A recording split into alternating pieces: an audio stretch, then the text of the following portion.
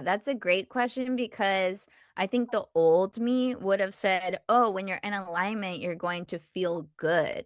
But alignment doesn't always feel good. It can feel like going through your dark night of the soul moment.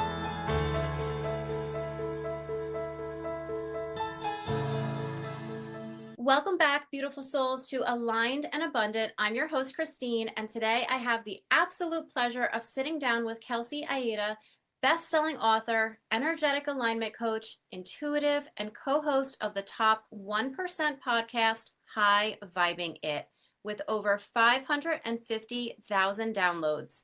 She helps soul-centered women radically love themselves, align their energy, and manifest the life they know they're meant for without the unnecessary struggle and delay.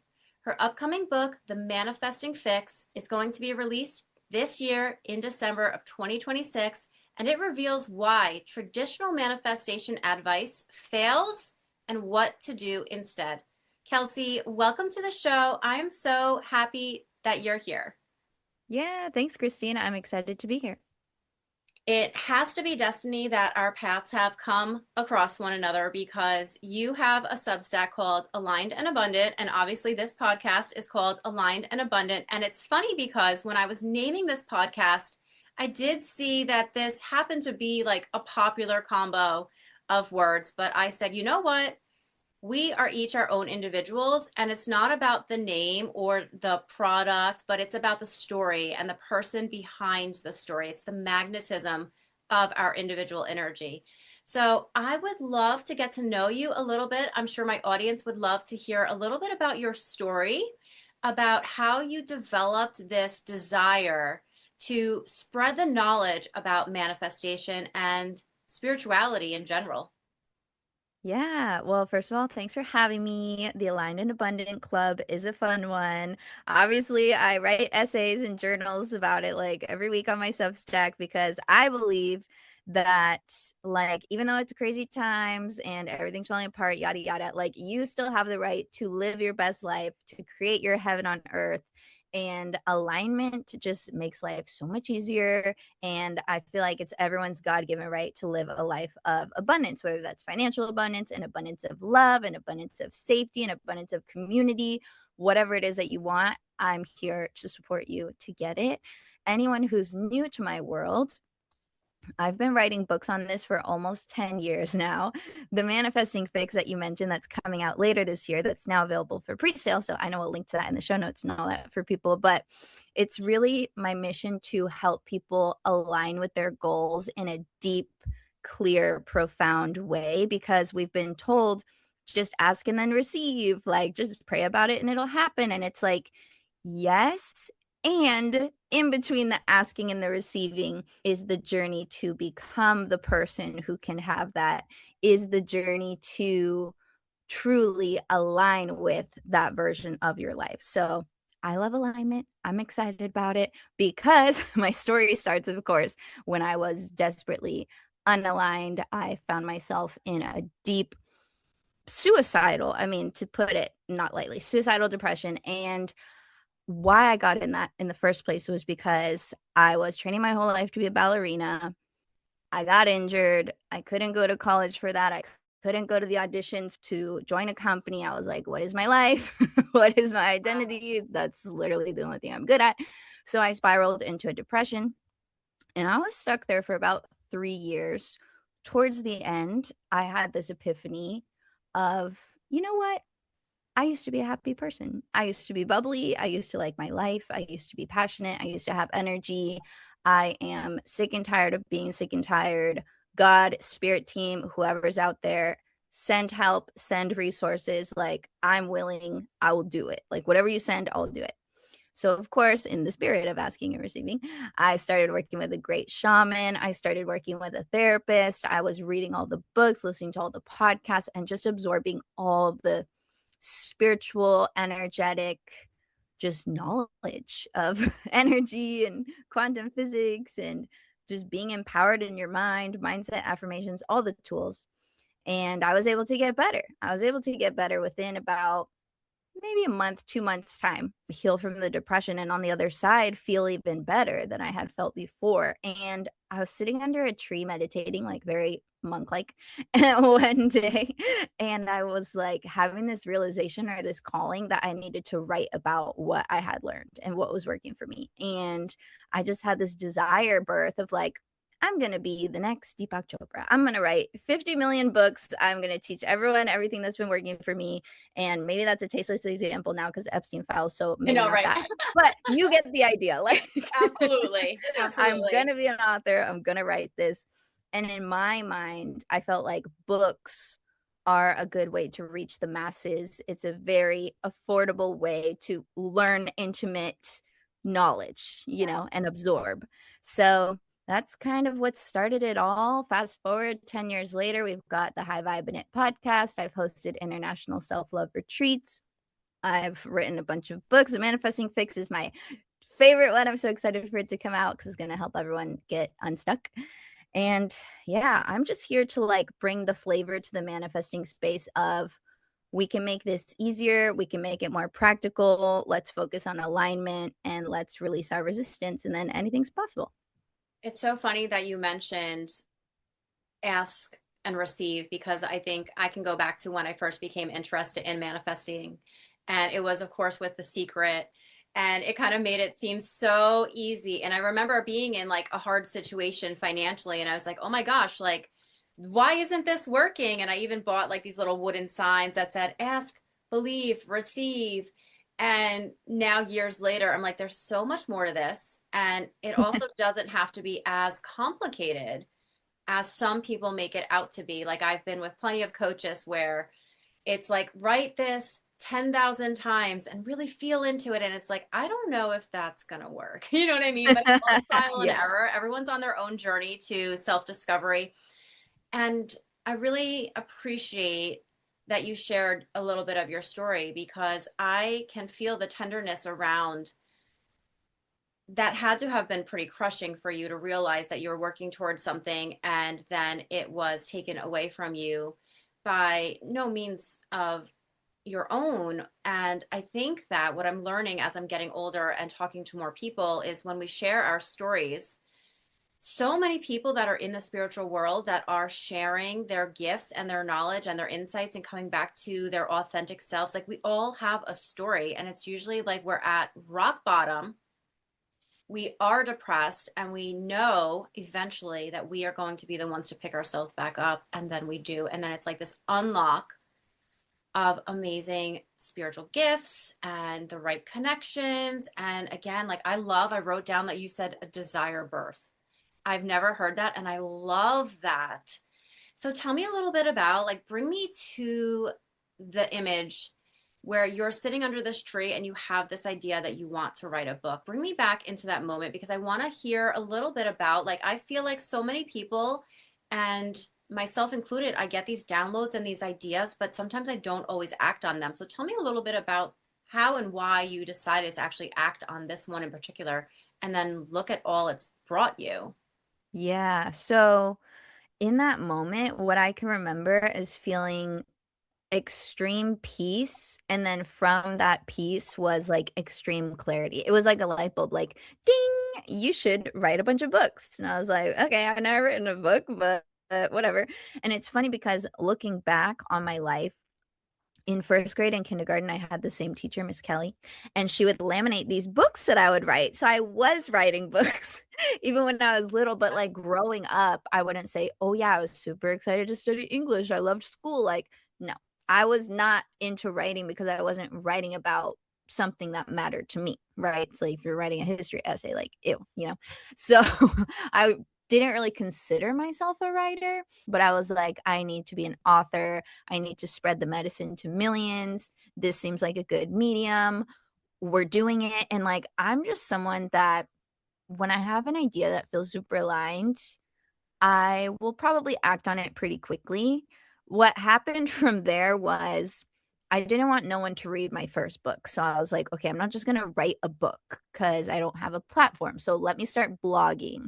And that's really like the early stages of my Aligned and Abundant Substack column was on my website, KelseyAida.com. And I was writing about anxiety and depression and affirmations and how to do them in an authentic way and what actually works and what doesn't work and what helped me and what didn't help me. And then I built like a little bit of an email list, and I had enough courage to like self-publish the first book. So my first book was like this affirmation Bible. And in similar style to the manifesting fix, it was like what they aren't teaching you about affirmations, like why they don't work for you. And the whole premise being like it needs to feel authentic and expansive. Like lying to yourself is not going to be helpful. So instead of, you know, I'm a millionaire, it's like I'm excited to become the first millionaire in my family, or I'm getting better with money every year, or, I'm becoming more financially savvy, or I'm learning how to multiply my money into millions, or, it's like shifting and shaping it and customizing it so that it is true. No one's to say that that's not true, but also it feels expansive and good and not shutting you down and making you feel dumb for lying to yourself or making you feel bad that you're not a millionaire when you're like saying you're a millionaire, but you're not. So that first book kind of sparked my authorhood journey. And from there, I just stayed consistent. Like I've literally been putting out content probably almost every week, the better part of every week for over a decade. So that's how I've slowly built somewhat of a community around these messages that I teach of like, you can live your best life. I encourage you to love yourself through the process. It's a journey of becoming, and let me help you make it easier.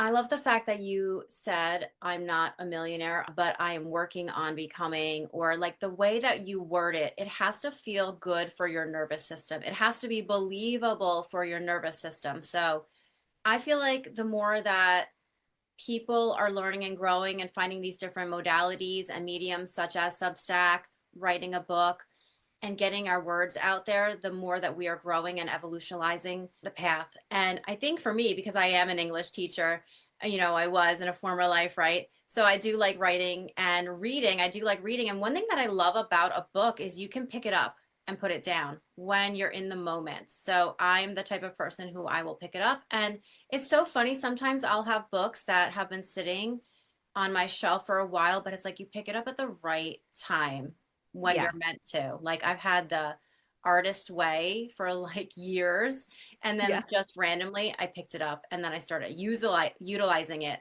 So it's just funny that I think sometimes, well, you have to trust in divine timing, right? So I think the perfect time is the time that you actually pick it up, or the time that you actually write the book, say the thing, get it out there. And I love that you were originally self-published and now you are supported, right? The last four books after the self-published book have been published with big publishers. Yeah. That's amazing.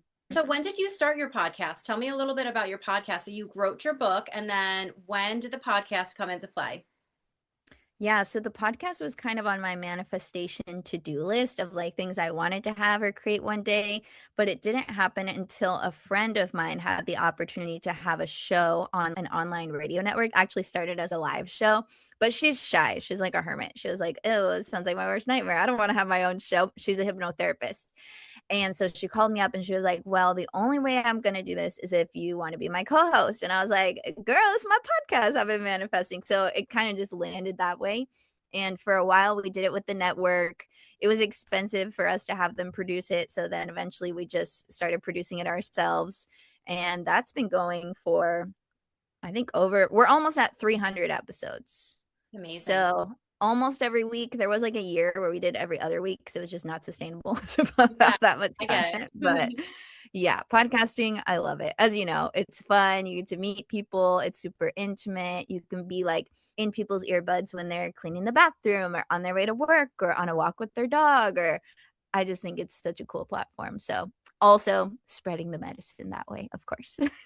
100%. And I think that some of my best car rides are when I have a really good podcast in my ear along the way. And it's almost like you develop a friendship, like you develop a knowing of the person that's on the other side. You hear everything that they're saying and you hear their trials and their becomings, and you see the growth. And so that's also really cool to witness. Like you have like this intimate conversation without having the conversation. You know what I mean? Mhm. And that's really beautiful. And then also, like, if you're having a crappy day and you are able to hear, as you call the medicine, like it just reignites like that spark within you. and kind of makes you feel better. Like that was my story Yeah. in my And I case. feel like sometimes when you're listening to a podcast, someone can just say that one right phrase or word, something that you already know in a different way, and it clicks and unlocks in your brain and your nervous system in a way that it never has before. And then you can actually integrate it. And it's just from 100%. hearing the words, and then you're forever different. Yes, yes. It's almost like you can't go back. Your Yeah. consciousness changes, your identity shifts, and then you're this new person and this new avenue of thoughts and connections.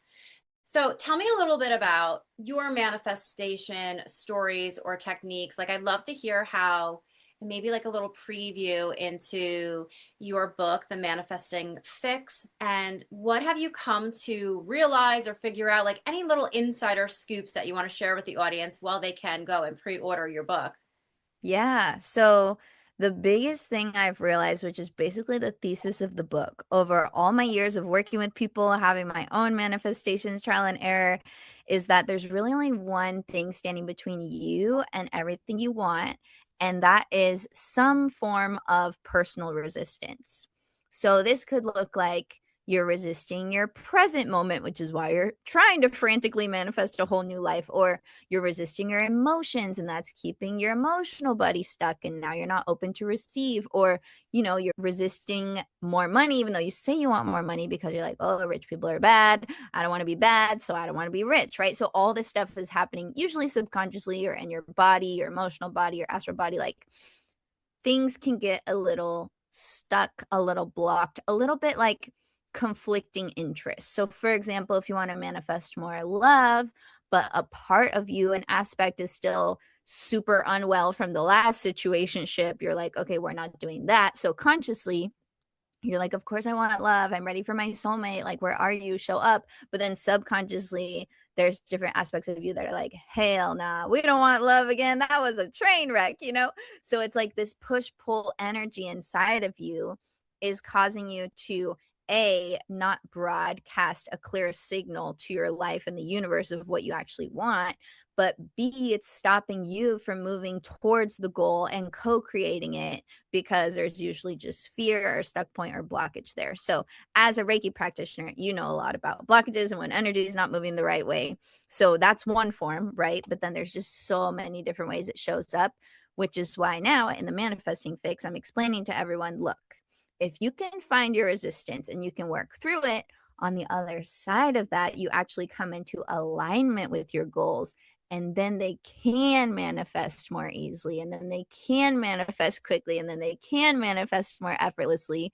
But we've been sold the more sexy, oversimplified version of all you have to do is ask and then you'll receive. And it's like, my version of manifesting is ask, align, then receive. And in order to align with your goals, we usually need to find and troubleshoot the resistance. Does that make sense? That makes so much sense. And as you were saying that, I'm like, okay, this is the next secret, and you should write a book, but you did. And so I cannot I wait already did, girl. for it to get into my hands because this is exactly what we need. And by we, I Yeah. mean the conscious collective. And I know you know that. And Yeah, I this just is the think, next level basically oh, because we yeah. already like dipped our toes in Mhm. conscious creation. We like the idea of it. It's sometimes working, it's sometimes not working. So now it's like manifesting 2.0. Okay, we need to learn about resistance and alignment. That's the next phase, and then everything will be easier. What advice would you give to the listener who doesn't realize that they're stuck? I They feel just, like a lot of people realize that they're stuck because they're frustrated that they're stuck. I was gonna If say, someone doesn't realize that they're stuck, then I feel happy for them because they're just like in their happy little non-frustrated bubble. right. I think that some of the things I'm learning about my own human design. So it's funny that you brought up frustration because my signal is frustration. So if I'm Mhm. frustrated with a situation or a person or a relationship, like I know that it's not in alignment. Yeah. Your And design, by the way. I'm a generator. Okay, I'm a manifesting generator. So I think mine's the same. I think it's Yeah. Well, I'm frustration a is like three not five. How out of about alignment. yourself? Do you remember? 5-1. Okay. So we both got that five You got that line.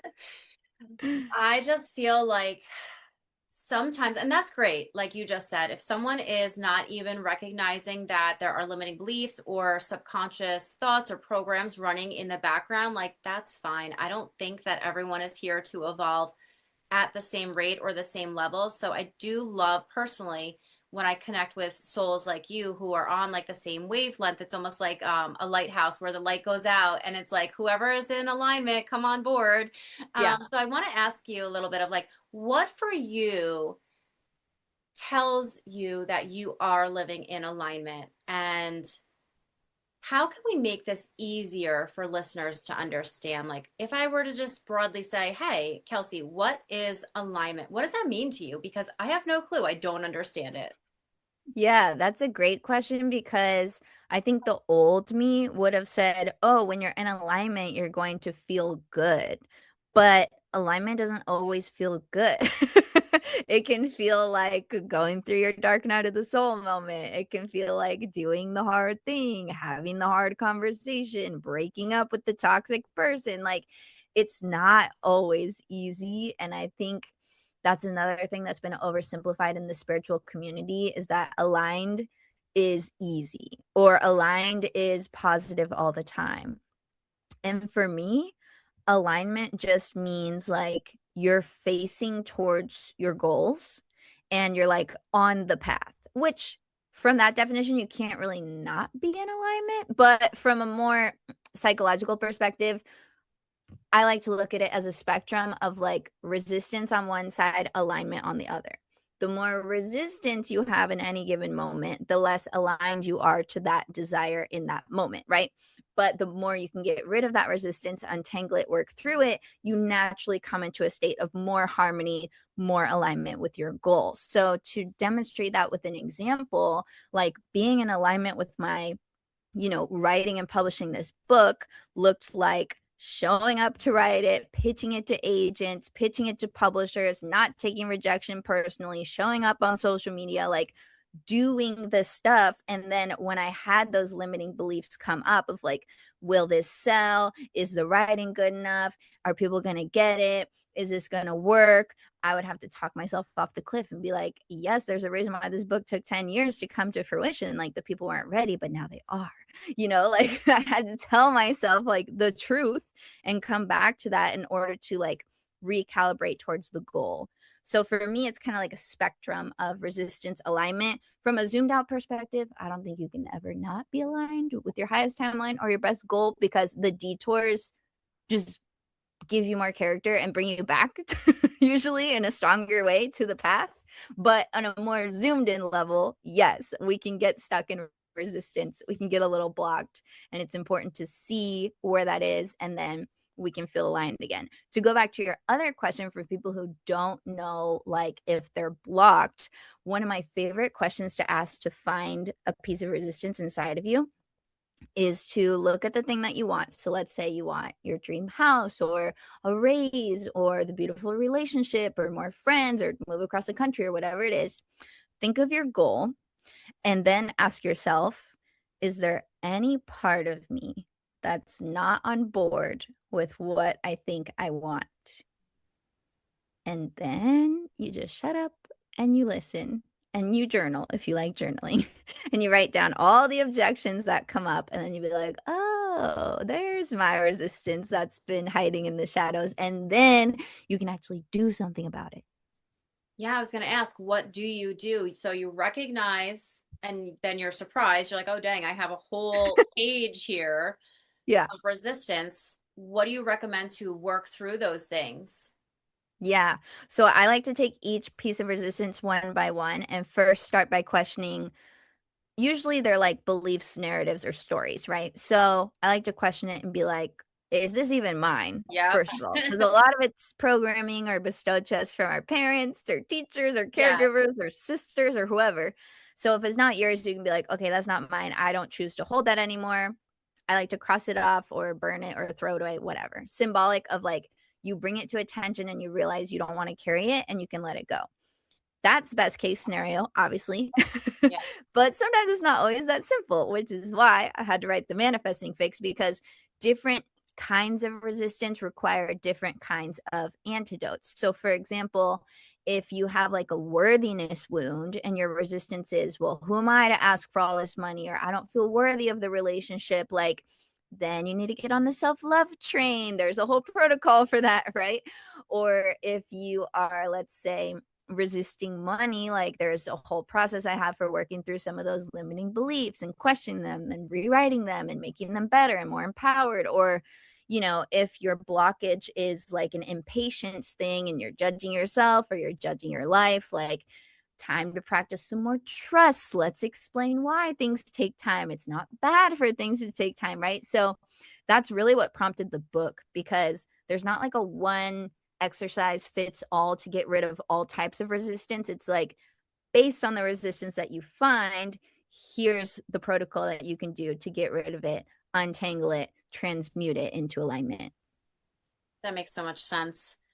And I recognize that it is going to take work, right? I think that's what life Yeah. is all about, is when we recognize these subconscious patterns, and like you said, that are just sometimes gifted to us, right? Handed down to us from our parents or our environment, then we need to take that awareness and we need to do something with it. And I do believe that with action comes clarity, even if it's messy action, even if it is letting it all out on paper. Like you mentioned, I literally was just talking to my friend this morning about that, like that I have some like feelings and it's towards, a particular person, and I'm Yeah. just going to write them all out, and then I'm going to just energetically let it go by releasing it to fire.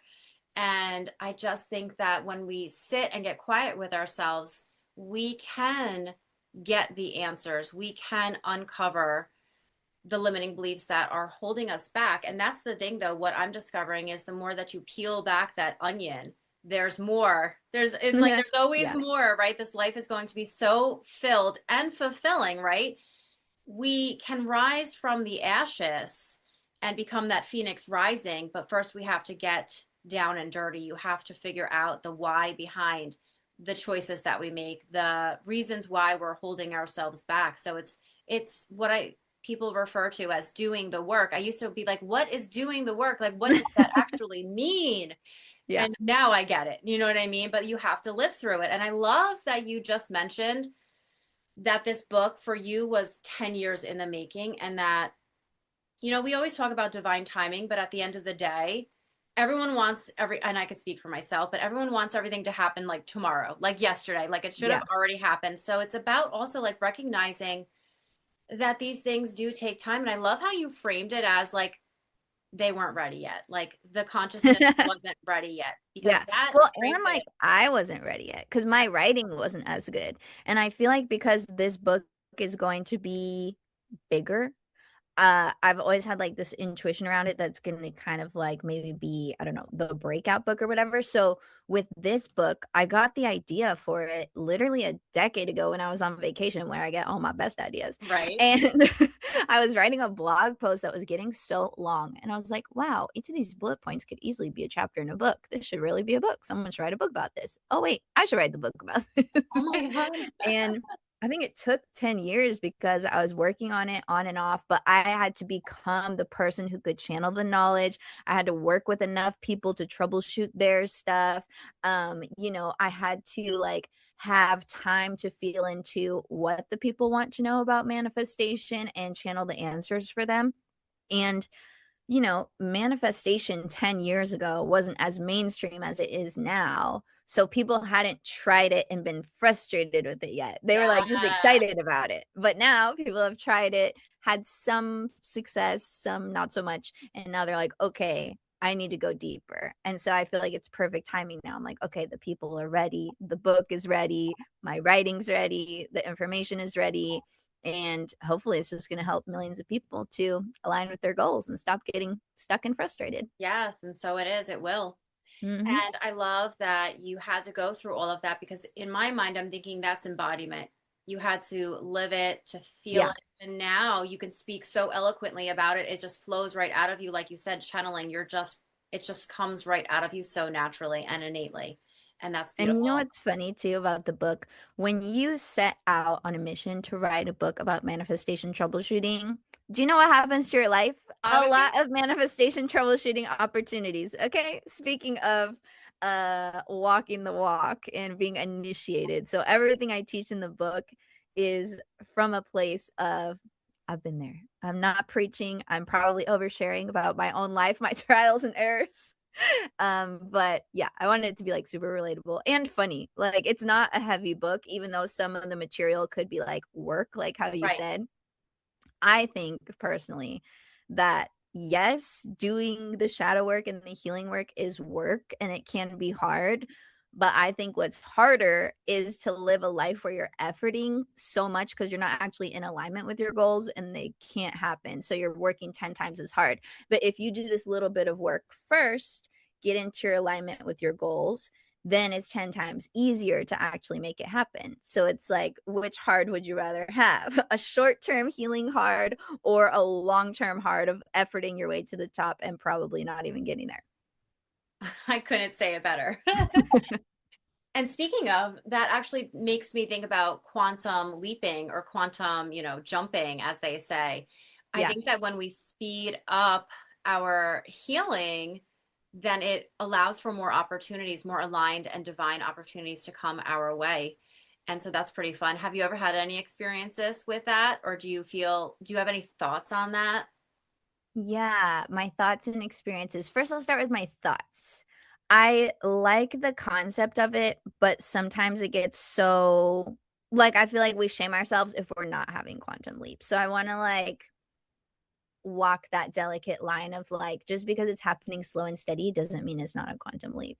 But then it's like they do get bigger and easier. Let's say an easy example is like money. So your first phase of money might be like learning how to ask for the raise and acquiring more skills so you can make more income. But then like stage 2 is learning how to like put that money to work and multiply it. And then like a few years down the line, all that work is compounding. You've put a bunch of your money in the stock market and you might have a huge year and it, 3x's or whatever. Bitcoin hits 12 million or who knows, right? So it's like they are quantum leaps, but I feel like there's all this prep work in the making that sometimes gets disqualified. Like someone could look at this book and be like, oh, quantum leap, she wrote this big book. And it's like, yeah, but I've been doing it for a Yes. while.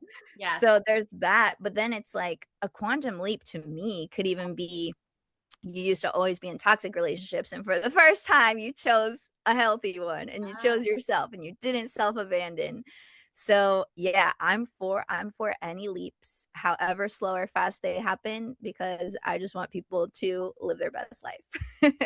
100%. I think you nailed it. I think that there are so many people out there that, you know what it is? There's so much information, and any one person can take it and go any which way with it. But Yeah. I think at the end of the day, we have to live our life and work through our own uncovering, our own journey, our own everything. I think everyone is here for a reason and a purpose. And it's just a matter of, are you willing to go to that inner knowledge within yourself to reconnect to your soul knowledge, to the I am that exists within all of us, and play with that. And then I love that you just make me feel like you're giving permission to be okay with like the timeline. Not everyone Yeah. has to rush everything. And I love that you hit upon that. Yeah, because if you look at nature, like a plant would have a quantum leap when it transitions from like a seed to a plant, right? So it's like a seed for a while and then all of a sudden it's a plant. But then it's going to have to grow for a long time before it turns into like a tree. And Yes. then it's going to have to go through winters and summers and seasons. And it's like we forget that we're a part of nature. So, like, yeah, you're going to have seasons where things are faster or slower, or where you're better, or where you're less energized, or whatever. And that's cool. I'm all about like, if you want to be a true spiritual being, you can't deny the fact that you chose here now to be a human and have a human experience. So if you're denying your human nature, then to me, that's actually not very spiritual because, hello, your spirit chose to be in a human body to have a human life. So, are there rules to being a human? Yeah. Are there limitations to it? Of course. But is there also magic, miracles, and alignment? Yeah. Yes, that should be a bumper sticker. Bumper sticker. And speaking of, you know what it reminds me of? I moved into this house about 6 years ago. maybe 7 now. And the funny thing is, there are bamboo that grows. And I don't know if you're familiar with bamboo at all, but what I Used to. learned was bamboo Yeah. grows its root system underground in secret for 6 years. And then all of a sudden, you have 20-foot bamboo in your backyard that are an invasive species here in New Jersey. And you're like, wow, what am I going to do with that? Because they are so strong and Yeah. resilient. Yeah. And I'm so, gonna have to start yeah, harvesting, girl. take the time, be the bamboo, take the time to learn and grow and do the work, but have fun with it along the way also. Like, don't be down and hard on yourself because it is a journey, like the good and the bad. And then you'll just sprout out, right? And then when you get that sprout, there's always going to be, like you said, those dark seasons of the soul or those moments or that unexpected obstacle. But all of these things I think make us stronger. And I just like the visualization also of going back to like the journey of like, are you feeling into the resistance? Are you letting the resistance pull you? But always keeping your eye on the prize, always moving forward, always getting clear on what you want. And if you aren't clear on what you want, it's taking that aligned, messy action because you can do all the thinking you want from a parked car. But until you actually put that car in drive, you're going to stay stuck. So you have Yeah. to take some action, and we all have the capability. Great analogy. I love a good analogy. I know, Well, right? you are an English teacher, so That's true. That's makes true. sense. So you have me thinking, I want to know what's the sneakiest way you see women blocking their own abundance without realizing it's a self-worth issue underneath. And I can speak a Mm, little bit for that for myself because I am working through current money block issues. Like I had a fear of being successful, so I would like self-sabotage. Like most people yeah. get afraid of failure, but I'm afraid of success because I'm like, "Oh, what am I going to do with all of this money?" And like you mentioned it a little bit before also with like that limiting belief or that subconscious belief of like people who have money are evil or they do bad things. So I'm rewiring my brain to work through those things. But then I also came to maybe there is a self-worth issue underneath there also. So I've been working on personally visibility and safe to be seen. Tell me your thoughts on all of that. I just threw a whole bunch at you, Oh but my I gosh, know you can handle yes. it. So I've struggled with the same because especially with this book, like I was saying, like I've had this intuitive ping that's going to be bigger. Because with my other books, I didn't really have huge expectation. I was like, let me write them. Some people will read them, whatever. With this one, I'm like, well, what if 3 million people read about my health journey that I like overshare about in the book? Or like, what if, this is going to bring more visibility and I have to do more interviews or like, what if best case scenario I become like JK Rowling super famous, then people want to follow me around with paparazzi. Like paparazzi sounds like my worst nightmare. Not that Right? authors really have paparazzi, but I know. Hey, you could. silly thoughts like that would like come in. And for me, I have to be like, girl, the destiny is the destiny, and at any level of winning or success there's going to be contrast. So for me to have less fear, I choose my contrast consciously. So I'm like, okay, if we do get there and that's a situation, then we can handle that. Bodyguards exist for a reason. Privacy hedges exist for a reason. You don't have to be everywhere all You're at so once. It's funny, okay. Kelsey. So it's like, just reassuring the part of you that's scared or spiraling or crashing out over the idea of actually getting what you want, Yes. because that can help you like dissolve a lot of resistance in the moment. But yeah, I think you said it when you were sharing your example of self-sabotage. I feel like we sneakily, especially as women, we just are like, oh, I'm too busy, or I have to be a mom, and I have to be this, and I have to be that, and I have to be that. And we kind of like give ourselves to everyone and everything except our goal. Yeah. And it's like, okay, you can still be an amazing mother, daughter, sister, friend, wife, everything that we are, because we're so amazing and we're like literally everything to everyone. We make the world go round.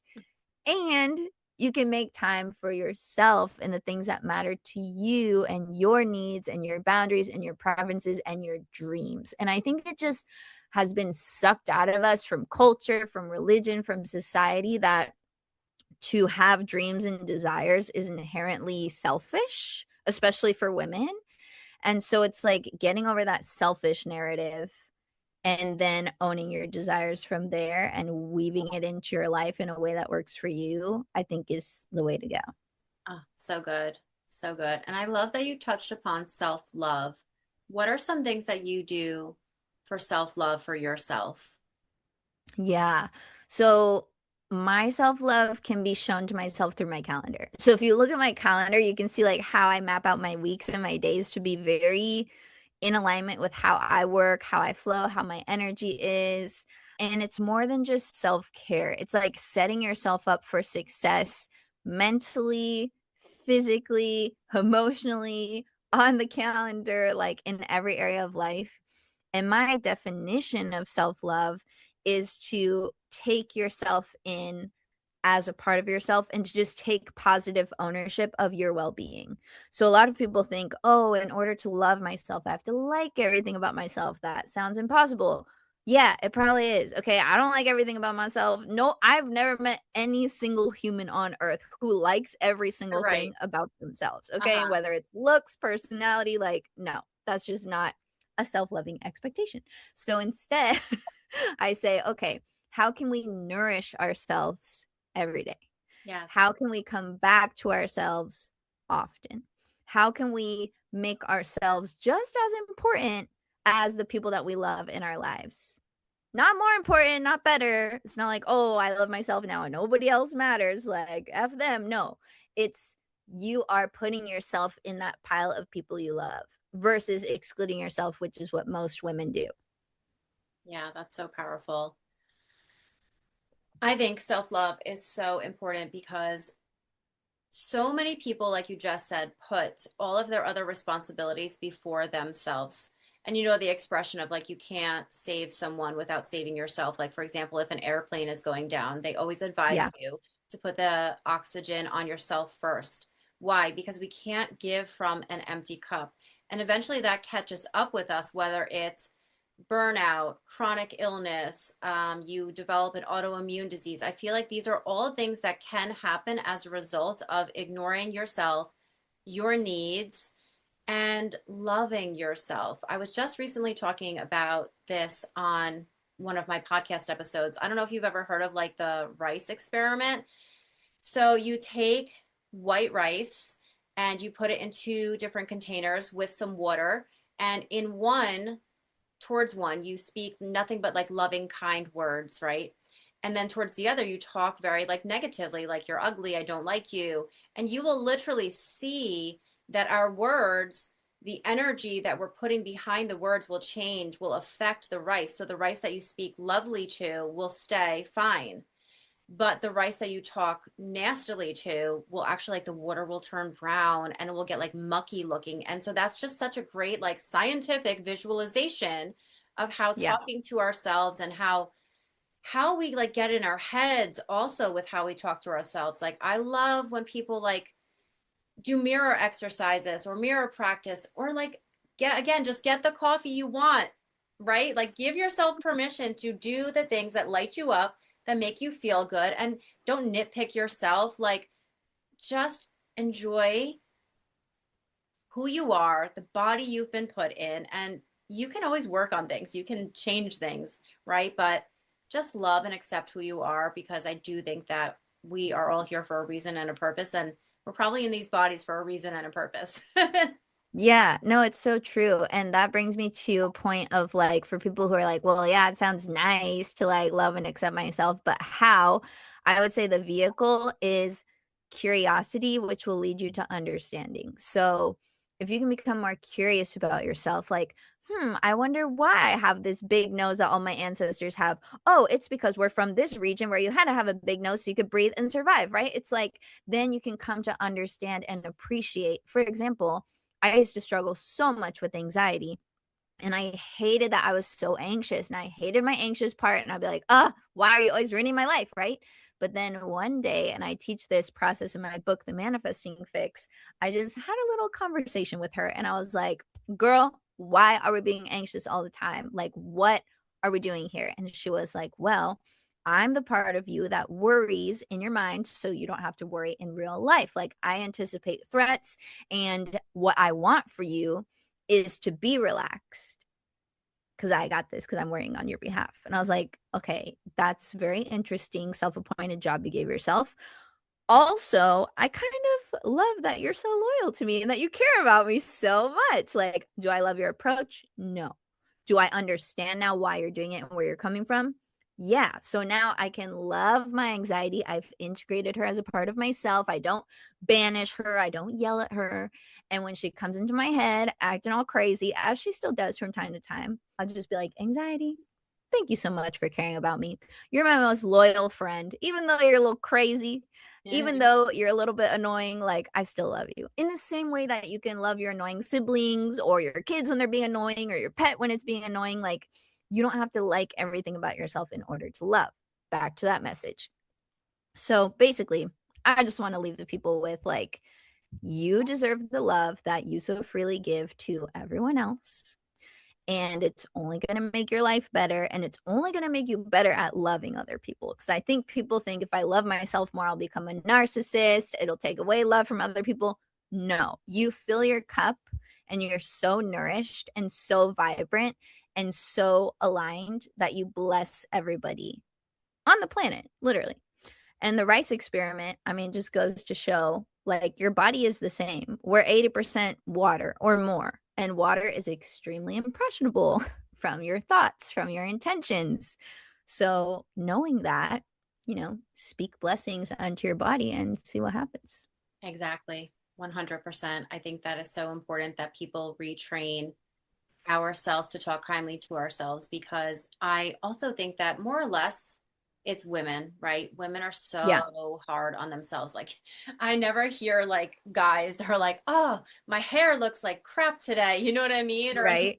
they're just like they just go on with themselves and that's fine. But as a society, I feel like women, we put so much pressure on ourselves. And you're right. Like the more that we love ourselves, the more that it helps everybody because positivity spreads positivity and that good energy. It's all about energy. Everything is energy, and we know that. And the more people that become aware of that, the bigger the difference it will make as we continue to grow and evolve as like a society, as a collective, as I think again, like I keep going back to like this is an era where people are rising in enlightenment, in awareness, in being brave enough to share, like we're doing, like the insights and the downloads and the journey of going from having a thought and a desire and a belief to making it happen and seeing where it's going to lead you and being excited. I'm so excited for you because I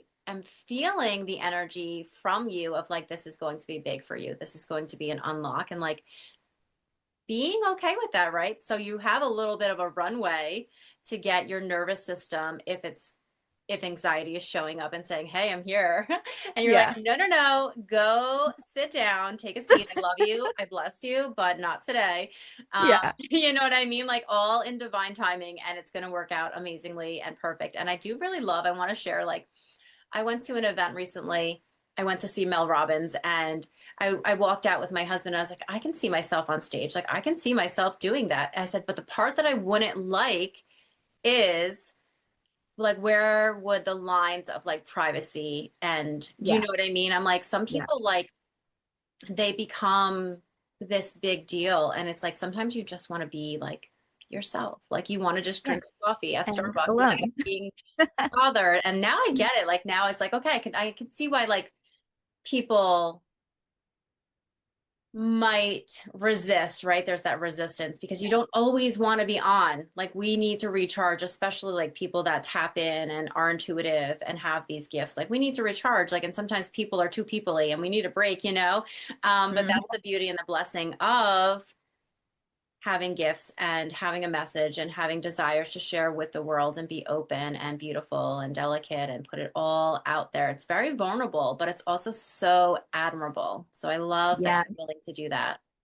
Thank you. Yeah, it's definitely vulnerable. And with this book, The Manifesting Fix, like it's the first book that I've written where I share personal stories because the other books were more like guidebooks, more informational. And this one is a totally different tone, totally like girlfriend to girlfriend over coffee. Like, let me tell you what worked. Let me tell you what didn't work. Let me tell you why.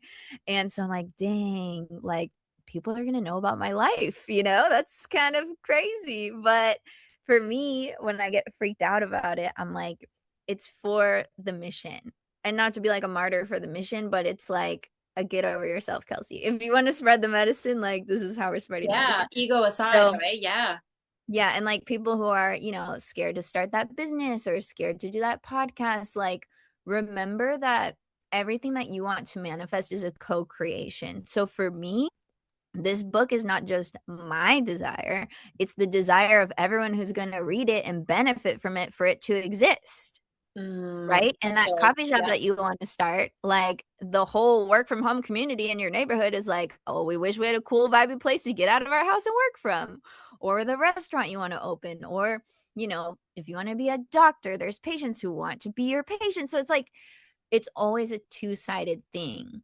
And what I like to tell people as a little reframe is like, people think it's selfish to go for your desires. I think it's selfish to withhold your desires from the world Yes, I because then you're not bringing forth your gifts and your talents and things that other people can benefit from. can So, definitely echo off of that message because someone once recently said to me, like, why are you holding your gifts back from the people that are waiting for them? yeah, And I was like, exactly. oof, you're right. This is more than me. This is more than about me. Yeah. And even if you're like, I want generational wealth, like, don't you think the generations after you want you to figure that out? Yes, Yeah, they exactly. do. I'm telling you so many things that you're saying. I'm making like these connections in my brain. Like, I literally just thought that before we got on call. I'm like, this is not about me. I'm like, this is about No, it's so much bigger. my past ancestors and my future generations. I'm like, I am on a mission right now to clear Yeah. XYZ or to do XYZ. And it's not just about me. Like, I raised my hand and I'm like, all right, me, I'll do it, and now I'm like here doing it. I'm like, dang, what did I sign up for? Yes, But yes, this is just definitely. confirmation that we are on the right track because, again, here we are aligned and abundant times two, right? And I Of am course. definitely going to recommend everyone follow you on Substack, pre order your book, get on socials, follow you on Instagram. So remind my listeners all the deets. Where can we find you? Where can we have these like fun, casual interactions with you? Just like the two girlfriends that we are right now. And I love everything about your energy and your vibe. And I'm so glad that we met. So it's just such a beautiful thing. So tell the listeners where we can find you. Yeah, so people can find me on KelseyAida.com, the High Vibin It podcast, of course. It's High Vibin with no G because we're too cool for G. So Yeah. High Vibin It, 3 words. And the Manifesting Fix, like you said, is available for pre-sale. So definitely order that. I'm coming out really soon with some pre-order bonuses. So you can forward me your receipt and then you'll get sent like all these cool bonuses. That'll keep you busy until the book comes. If you just search the Manifesting Fix online, Kelsey Aida, you'll see all the links where you can purchase it from everywhere. My Substack, of course, I'm sure you'll give them the link to that. But if you search Kelsey Aida on Substack, you can find me there. And yeah, Instagram, TikTok, I'm just Kelsey Aida everywhere, here to help you manifest your best life and love yourself through the process. So I would just encourage people to use me as a resource because I've put out so much good content over the years. So yeah. I love that. And I will absolutely put all of the links in the show notes and you can easily find them right there. And I encourage everybody to follow along on Kelsey's journey because I am so excited to see where this leads you. Thank you.